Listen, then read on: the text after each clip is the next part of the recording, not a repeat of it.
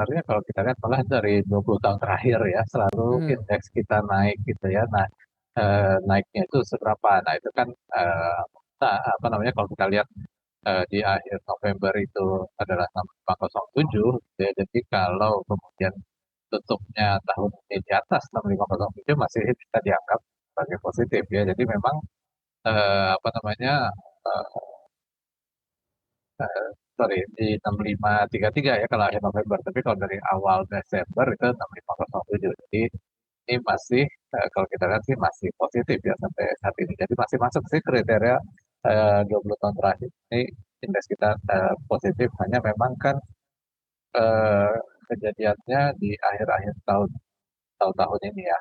Di tahun ini mhm. kan banyak sekali tantangan yang kita hadapi gitu ya, mulai dari pertama masalah Covid dan terakhir kekhawatiran mengenai, tapering ya. Jadi, ya tadi kan ditambah lagi faktor memang udah naik 9%, jadi mungkin, apa namanya, appetite untuk, eee, membeli lebih banyak lagi mungkin memang, agak tertahan.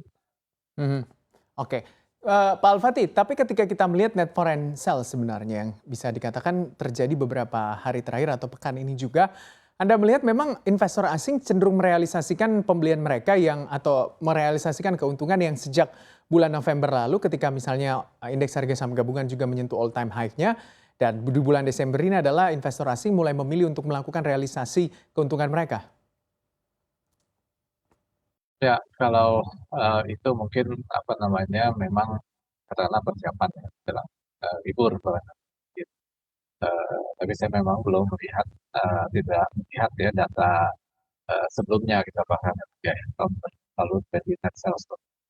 Tapi ya, apa namanya, mungkin aja hanya, seringkali saya melihat bahwa antara net sale asing dengan pergerakan, indeks itu tidak jalan gitu ya. Jadi, ada beberapa tahun yang net sale asing itu Januari sampai Maretnya, kencang sekali, tapi indeksnya justru, naik ya cukup banyak gitu ya. Jadi, antara net sale asing dengan pergerakan indeks tidak harus selalu, searah. Mhm, oke, Pak Al-Fatih, kita lihat bahwa di layar saya ini memiliki data saham-saham dengan market cap yang besar, 2% kontribusinya terhadap indeks begitu ya yang di atas 2%, BBCA bobot indeksnya 12%, BBRI 9%, lalu TLKM 5%, BMRI 4%, ASI 3, Arto 3, dan BBNI 2% dengan bisa dikatakan juga kinerja secara month to date-nya itu rata-rata tidak begitu baik. Apakah benar di indeks harga saham gabungan ketika terjadi momentum window dressing, para investor cenderung memilih saham-saham yang berkapitalisasi pasar besar, yang lebih liquid, atau bahkan yang memiliki kontribusi atau market cap yang di atas 2% terhadap indeks harga saham gabungan? Ya, asumsi itu, bisa dipakai ya, karena kan tujuan daripada adanya window dressing itu adalah untuk memperbaiki kinerja reksadananya. Jadi, memang kalau kita tahu persis ya apa isi reksadana para fund manager, kita mungkin bisa mengintip ya, kira-kira di mana. Tapi saya mencoba untuk melihat dalam 5 tahun terakhir, saham-saham LQ45 itu rata-rata kinerja seperti apa sih gitu ya. Lalu kemudian saya, screening dan kemudian saya lihat juga ada saham-saham yang selama 5 tahun ini positif terus gitu ya. Ada yang 3 dari 5 tahun, ada yang 4 dari 5 tahun dan seterusnya. Kemudian saya screening lagi, rata-rata kenaikannya dibandingkan dengan kenaikan yang sudah terjadi gitu ya. Nah, kemudian, ada yang sudah jauh di atas rata-rata ya, tapi ada juga yang masih, di bawah rata-rata. Nah, saya tertarik ada beberapa saham yang, dari rata-ratanya itu dia masih belum ya, jadi masih ada potensi ya untuk mencapai rata-ratanya dan juga dilihat dari secara teknikal juga, mmm, sangat memungkinkan gitu ya. Nah, saham-saham itu antara lain, BNI, BRI, TPIH, dan mungkin yang, PMRI ya, dan Kalbe Farma gitu. Tapi ada juga yang cukup menarik tapi mungkin, apa namanya, secara teknikal mungkin targetnya tidak setinggi target rata-ratanya, itu ada Tower, Unilever, dan Tempo. Nanti kita lanjutkan kembali dialog kita tentunya di malam hari ini ketika kita melihat bahwa IHSG sebenarnya juga masih agak cenderung ya bisa dikatakan bergerak sideways. Anda melihat saham-saham yang mungkin masih under value yang bisa dilirik oleh para investor untuk jangka menengah dan juga panjang seperti apa? Ya, saya mungkin, kalau under value harus dilihat, apa namanya, valuasinya, target Mhm, dari konsensus ya. Saya belum, apa namanya, belum mencari ke sana. Yang tadi mhm, saya katakan bahwa, saya mencari dari historical selama 5 tahun terakhir. Kenapa 5 tahun terakhir? Karena dalam 5 tahun terakhir itu kira-kira indeks kita, polanya masih sama. Karena, sebelum itu, sedang trennya kuat sekali naik ya. Nah, dalam 5 tahun terakhir itu saya, lihat dari LQ45 saham-saham apa aja gitu, rata-ratanya kenaikannya seperti apa gitu ya. Dan kemudian saya juga melihat apakah konsisten naik selama 5 tahun berturut-turut atau bagaimana. Nah, dari sana kemudian saya bikin ranking ya.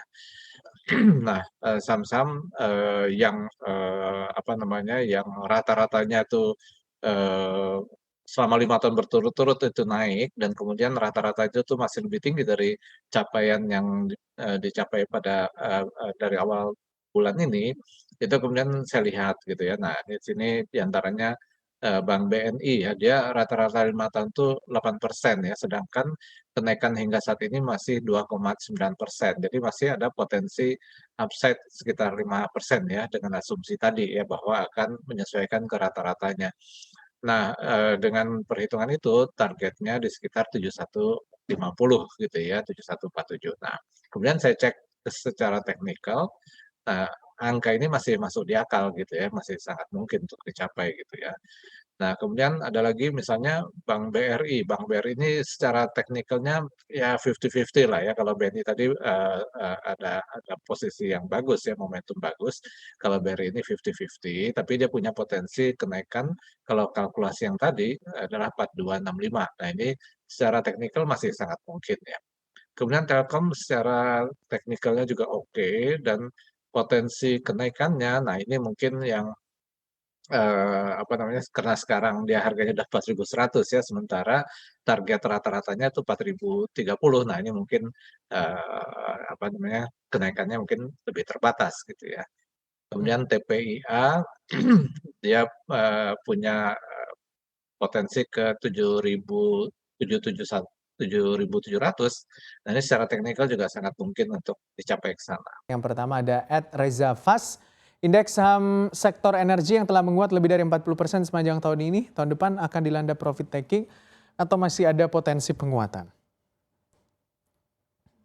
Iya, Yang kedua, saya sektor baca dulu satu energi lagi Pak, yang ya, kedua dari langsung aja ya. Irene Okta, underscore, asing banyak melego saham Bank Big Cap, profit taking atau prospeknya kurang baik di akhir tahun. Dan yang ketiga, saya baca lagi, ada Mario Meranto 2. Untuk bank digital hanya BBYB dan Arto yang menghijau. Hanya dua bank ini saja yang prospeknya baik. Saya persilahkan Pak Alfati untuk bisa menjawabnya.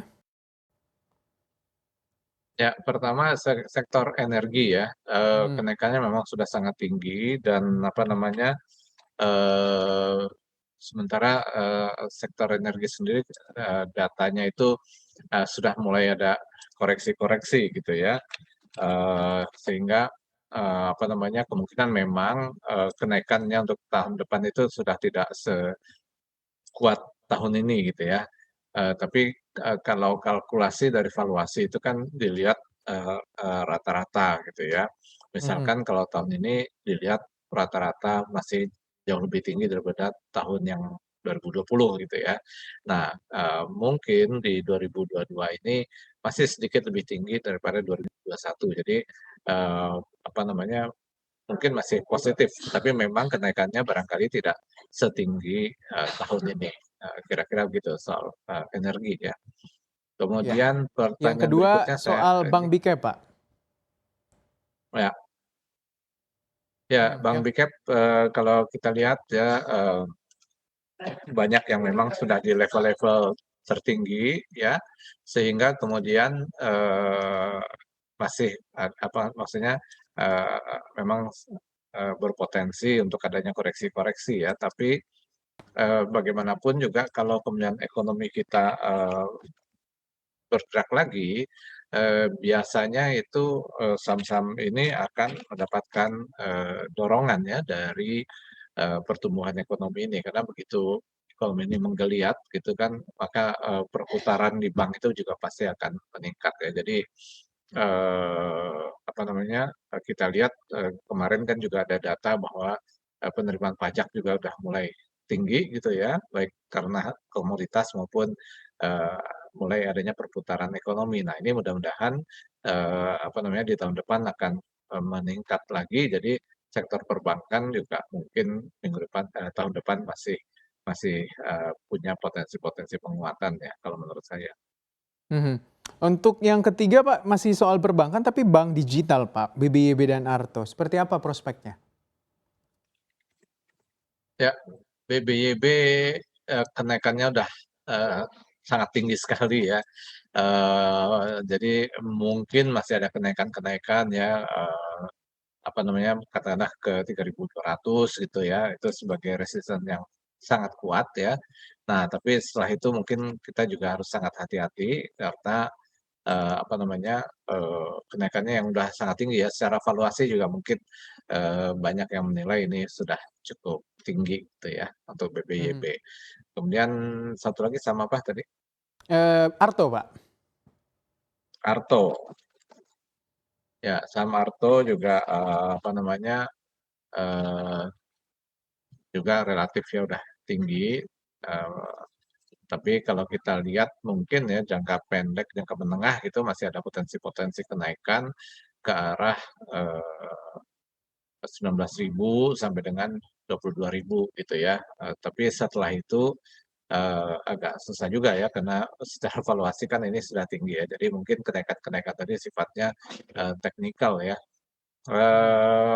Untuk jangka panjang sih, apa namanya, ini bank digital ini memang, pandangan, dari para analis juga sangat beragam sekali gitu ya melihatnya gitu. Karena, bank digital ini, masih perlu suatu, dorongan kuat ya untuk bisa menghasilkan, keuntungan dengan valuasi, yang, secara konvensional ya dilihat, sebagai perusahaan, gitu ya. Tapi kalau sekarang ini kan, valuasi-valuasi yang dilihat kan, ekspansinya, kemudian jumlah pemakainya, penggunanya dan sebagainya, tetapi untuk menjadi, apa namanya, laba itu mungkin memang tidak, masih ada satu, tahapan-tahapan lagi ya, yang itu yang kemudian menimbulkan banyak kontroversi ya.